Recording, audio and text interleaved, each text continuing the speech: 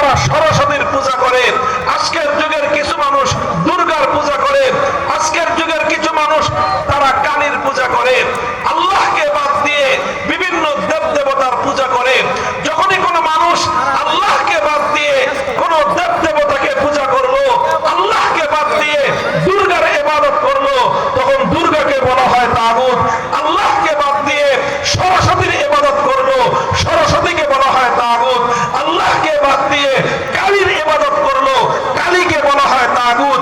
অর্থাৎ যে আসন একমাত্র আল্লাহর জন্য নির্ধারিত, সেই আসনে যদি কোনো গায়রুল্লাহকে বসানো হয়, সেই গায়রুল্লাহকেই বলা হয় তাগুত। তাগুতের পরিচয় বুঝতে পারলেন? এতক্ষণ পর্যন্ত আমি যেই তাগুতের কথা বললাম, এটা হলো ইবাদতের ক্ষেত্রে তাগুত। ঈমানের জন্য অপরিহার্য জরুরি বিষয় হলো প্রত্যেকটা মুমিনকে, প্রত্যেক ব্যক্তিকে একত্ববাদ তথা তাওহীদকে বিশ্বাস করতে হবে। তাওহীদ হলো ঈমানের সবচেয়ে গুরুত্বপূর্ণ বুনিয়াদ। ঈমানের সবচেয়ে গুরুত্বপূর্ণ বুনিয়াদ কি বললাম? বলেন কি? তাওহীদ। তাওহীদ মানে কি? একত্ববাদ। তাওহীদ মানে কি? একত্ববাদ। এই একত্ববাদের একটা অংশ হলো তাওহীদ ফিল ইবাদাহ। ইবাদতের মধ্যে আল্লাহর একত্ববাদকে মানতে হবে। ইবাদতের একমাত্র উপযুক্ত কে? জোরে বলেন, ইবাদতের একমাত্র উপযুক্ত কে? ইবাদতের উপযুক্ত একমাত্র আল্লাহকে বিশ্বাস করা, ইবাদতের উপযুক্ত একমাত্র আল্লাহকে স্বীকার করা, ইবাদতের উপযুক্ত একমাত্র আল্লাহকে মান্য করা, এটাকে বলা হয় তাওহীদ ফিল ইবাদাহ। আল্লাহকে বাদ দিয়ে যখন কোনো গায়রুল্লাহর ইবাদত করা হয়, এটাই হলো শিরক। আর যেই গায়রুল্লাহর ইবাদত করা হলো, তাকেই বলা হয় তাগুত। ইবাদতের মধ্যে যেরকম তাওহীদকে বিশ্বাস করতে হয়, ঠিক তাওহীদের আরেকটা গুরুত্বপূর্ণ অংশ হলো তাওহীদ ফিল হাকিমিyyah। হাকিমিyyতের অর্থ হলো এই আসমান এবং জমিন সহ মহাবিশ্বের মধ্যে মাখলুকাতের জন্য, সকল সৃষ্টি জগতের জন্য আইন তৈরি করবার, বিধান তৈরি করবার একমাত্র অধিকার কার?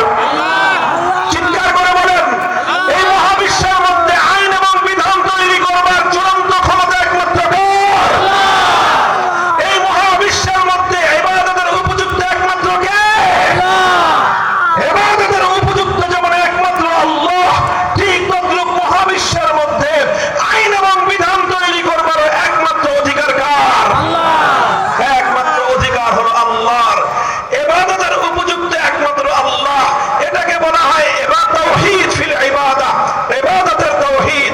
ঠিক তদ্রূপ আইন এবং বিধান তৈরি করবার ক্ষেত্রে চূড়ান্ত ক্ষমতা একমাত্র আল্লাহর, এটাকে বলা হয় তাওহীদ ফিল হাকিমিyyah, অর্থাৎ আইন তৈরি করবার, বিধান তৈরি করবার তাওহীদ।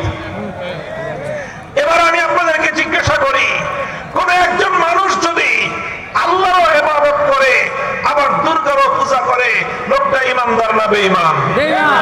একজন মানুষ 24 ঘন্টার মধ্যে 23 ঘন্টা 55 মিনিট আল্লাহর ইবাদত করলো, শুধুমাত্র 5 মিনিটের জন্য কোন গায়রুল্লাহর ইবাদত করলো, কোন দেবতার পূজা করলো, আপনারা বলেন দেখি লোকটা ঈমানদার না বেঈমান?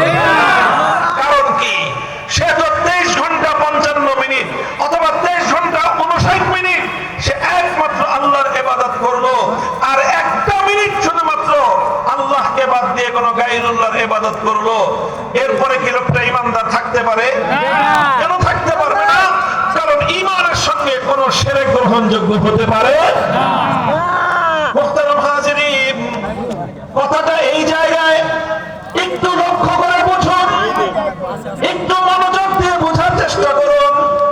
বড় এক ভয়াবহ বিপদের মধ্যে মুসলিম উম্মাহকে নিমজ্জিত করে দেয়া হয়েছে। ইসলামী রাজনীতি নিয়ে কোনো কথা বলি,